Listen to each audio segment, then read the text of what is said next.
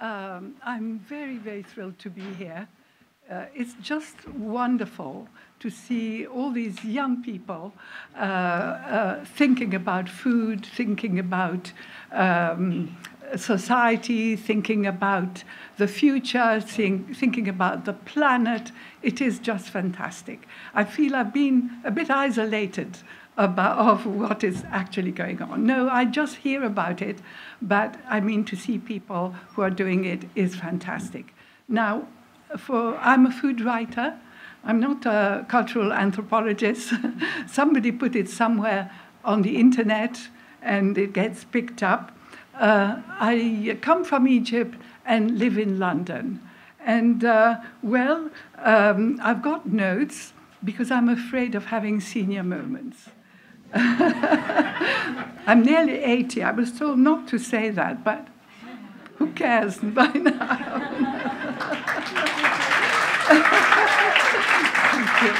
Well, my parents lived in London very near me, and I used to go and visit them very regularly, all the time almost, and every time I went to visit, as the door was open, I got this fantastic waft of kitchen smells, and it was coriander and cumin with garlic, or turmeric and lemon and cardamom, or rosewater and orange blossom, and really it felt as though we had never left Egypt.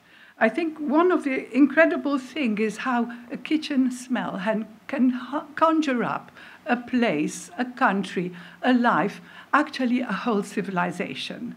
And although I'm not here about the future, perhaps what I can say is don't throw away the past. That is something that is valuable.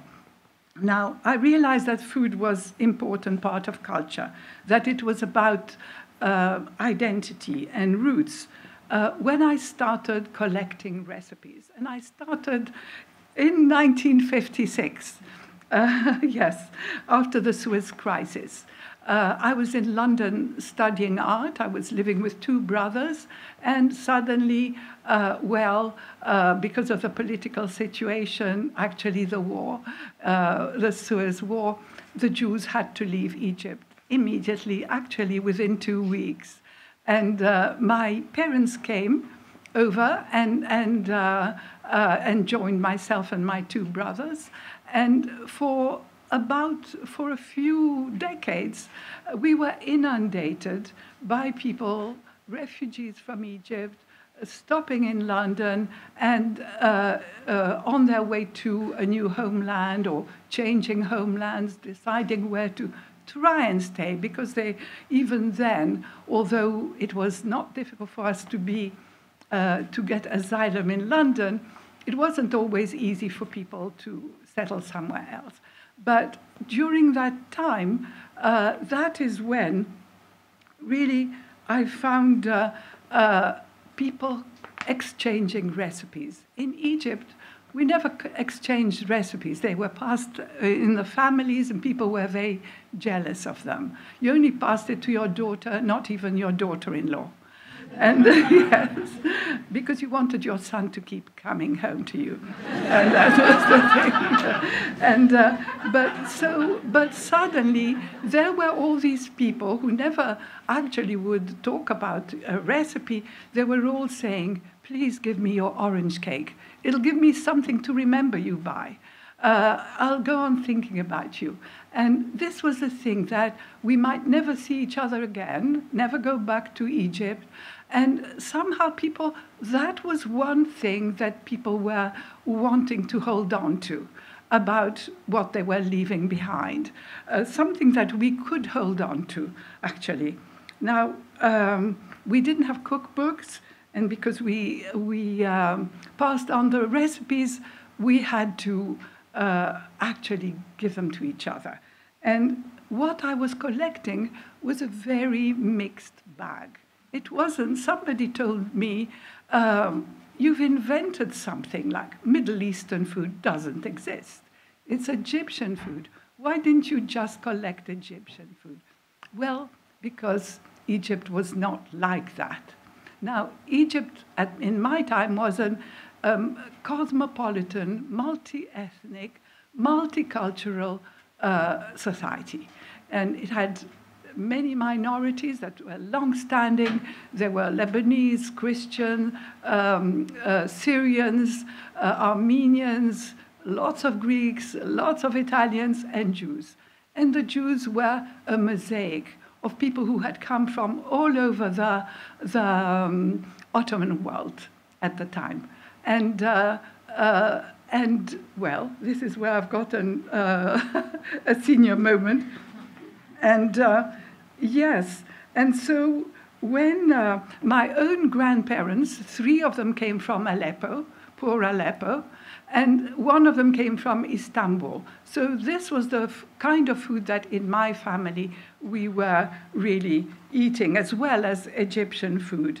And when people were giving me recipes, I became actually like an obsessed collector, because although I had studied art, I had only done 2 years, and I went to work at Alitalia because I needed to earn money to help the family as well. Not that I earned much, I earned £7 a week at that time.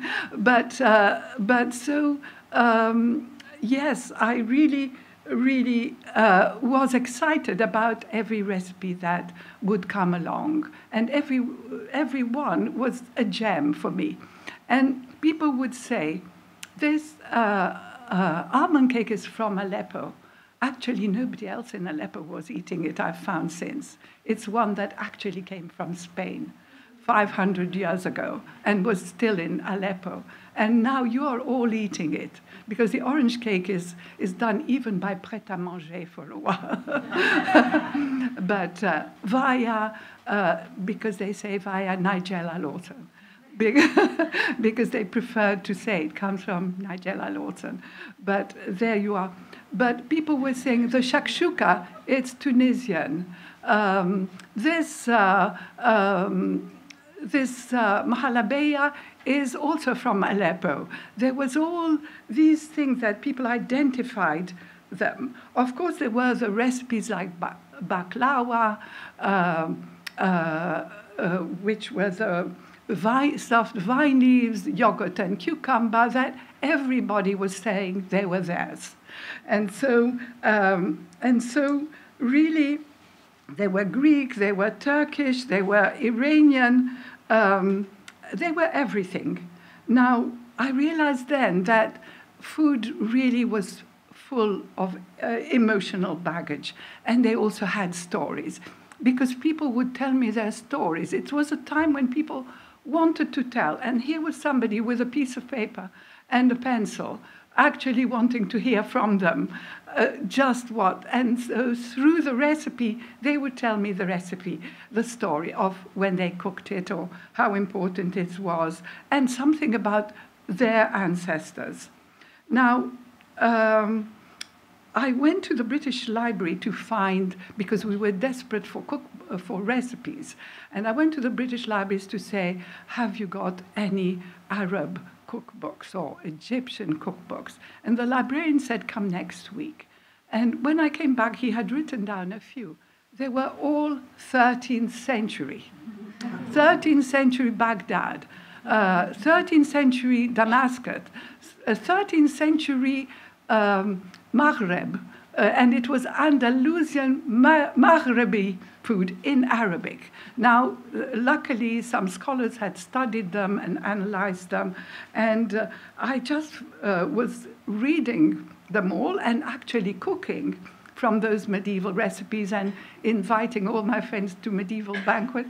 But for me, what was incredible is that all those dishes that we ate, we just ate. We had no idea what they are, but that they went a long way back. For me, that was quite enthralling. Now, when my children left home, I decided to travel around the Mediterranean, because they all left home on the same day, the 3 of them. The youngest went to university. The older 2 had stayed at home during their university and then went off for a year in New York. And I thought, I'm not staying another day, I'm going to. And so I went off, and And because I was researching food, I decided that's what I've got to do. It's good to have a reason to be there. First of all, in those days, to be travel as a woman alone was suspect. You know, people would say, you know, has she come to look for fishermen? Who knows what? One person told me that when they first saw me, they thought that's what I had come for. So anyhow, and it was a fisherman. So it also allowed me to talk to people and to accost strangers. Now, I got into the habit of accosting everybody that I met. It could be on a bench in a park. Of course, I did know people. Before I went, I made some contacts. It was always women cooking at home, because my job, as I saw it, was to see what people cooked at home. It wasn't the restaurant trade. Anyway, in those days, the restaurant trade wasn't as it is now. It wasn't developed. All the grand restaurants everywhere were just doing French cuisine. And everybody else wasn't doing anything very good either, because, you know, those, certainly the Middle Eastern countries, they have a standard menu that developed from the kebab cheese, the kebab sellers in the street, and it is mezes and grills. And so I was thinking, no, I want to see the real cuisine of the country. And so I got into this habit. It didn't all, usually, I mean, I also, for instance, I was on a train. I would be on a train somewhere in Italy. And I would ask somebody next to me, and I'd say, I'm an English writer. They never quite got that. They didn't quite accept that. But that I was really serious in writing about their food, they did. And I would say, what I wanted to know, what is your favorite dish? What did your parents do? What regions do you come from? Where do your grandparents? What was their life? Because I wanted to place the dishes into their society and their country and where they're from. But as soon as they started giving a recipe, then a whole lot of other people came around saying, that's not how I do it.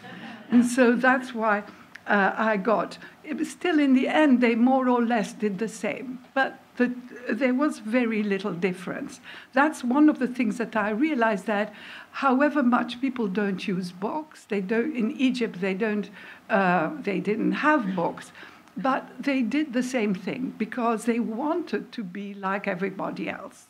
You'd go to tea or to dinner or to, usually they had card games and then food and then masses of food on the table, and people would come and they'd eat and they'd say, that's a strange vine leaves. How come she put something other? Somehow you didn't try to be different and you didn't want to be different. And that was all over.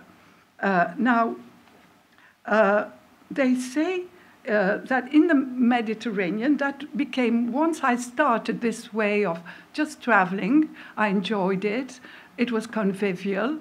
I loved that. It's something I missed in Britain because I was a mother of three, a single mother. So there was a bit of somehow loneliness. And so there, I could just meet everybody. And then people often said, would you like to come to dinner or to come to lunch? And I realized how the kitchen is a place of intimacy where it all comes out. If they invited me and we sat in the living room, no, we were formal and you didn't hear much about all the problems of the family and all that you would in the kitchen, because you were a stranger, that you wouldn't be there again. You could give advice. Now, they say that if you are part of the Mediterranean, you're never a stranger along its shores. Now, there's many countries around the Mediterranean. They're all very different. They're Eastern and Western, Christian and Muslim, great differences of history, and cultures, and also a lot of geographical differences. But there is something about the way of being, the way of living, that is common. And while every country has its own cuisine, and every town has its special dishes, still you find that there are similar dishes from one side of the Mediterranean to the other. And it's because they share the climate, they share the produce, and also they had an incestuous history. They all had the same occupiers, the same part of the same empire. They were also had the same settlers, and they also always traded across the sea. Now, the Catalan writer Josep Pla, who wasn't writing about food, but he was a gastronome as well as a political writer. And he wrote something that really touched me. And he said, the cooking is the landscape in a saucepan. Yes, it's a lovely way of putting it. And when you travel and you see either sheep or you see cows or you see all the orange trees or you see the rice growing, well, you know you'll find it in the market and you'll find it in the saucepans. So you do feel that the terroir, that explains the terroir.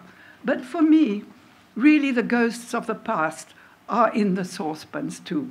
I can't help but see the ghosts of the past. Now, Italy is a good example of the way food reflects history and culture.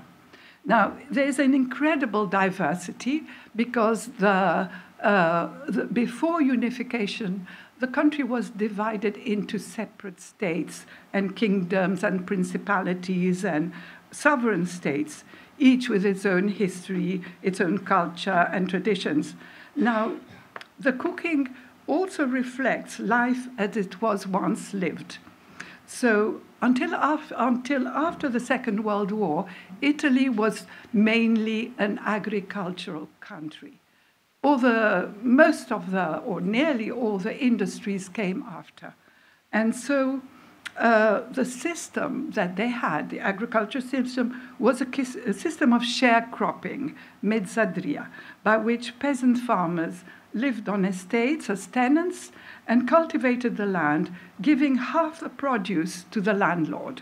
And so this is the way of life that, for me, I really wanted to learn about. And so this is something that has fascinated me. But it does reflect how Italian food really is basically country cooking, a combination of peasant food, the polentas, pasta e fagioli, macu, the mashed broad beans, a whole lot of things, with just a few of the grand dishes of the nobility, the timbale, the crespelle, the meat dishes that were eaten by the peasantry, sometimes only once a year at carnival time. Now, Spain, there are so many countries and each have a story, but one that really made a difference to me in my understanding of food is Spain. And it was one of the latest countries I researched in depth.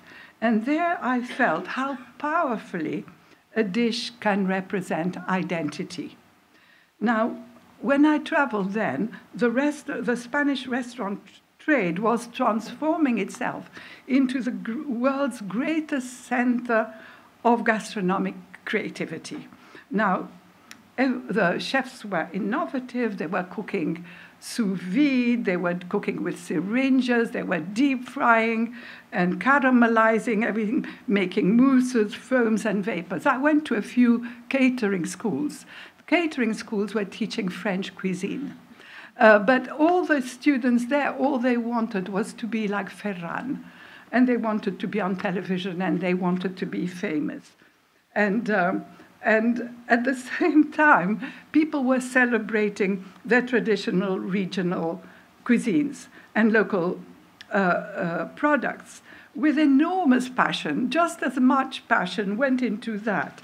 And it was because during Franco's regime, regional culture had been suppressed. After that, people felt free really to celebrate their regional heritage and organize and nearly finished? Yes, but you can No. Well, perhaps I'll say that yes, the Spanish past, because it is the Spanish past that I was studying, and the Spanish past is a gripping story, but I discovered it was a very sensitive subject. It's the only country where it was a sensitive subject. And when I told people that besides looking for recipes, I was researching the history of food, I got very mixed replies. Now, I realized the history of food arouses strong emotions because it touches on identity and ancestry. And for instance, a friend in Madrid, she is an anthropologist herself, and I was having dinner there, and when I said that's what I was researching, she said, "Claudia, you must realize that we are of Roman and Visigoth stock." Well, did you see the Roman aqueduct in Segovia? Well, the Spaniards see themselves as Romans and Visigoths, or Celts, and even Phoenicians. And at a dinner in Cordoba of olive oil producers, I was told that there had been a long controversy about Spanish culture. Was it Roman or was it Arab? After a long argument, it was decided that it was Roman. Now, the great drama in Spanish history was the Muslim occupation and the almost 800-year struggle of the Christian kings to reconquer the land. So for centuries, the country had wiped out its Muslim and Jewish past from national memory. But now, the legacies of the once huge population of Muslims and significant minority of Jews had become a matter of interest for scholars and fascination of chefs. Maybe, shall I stop? Oh, no. Keep going?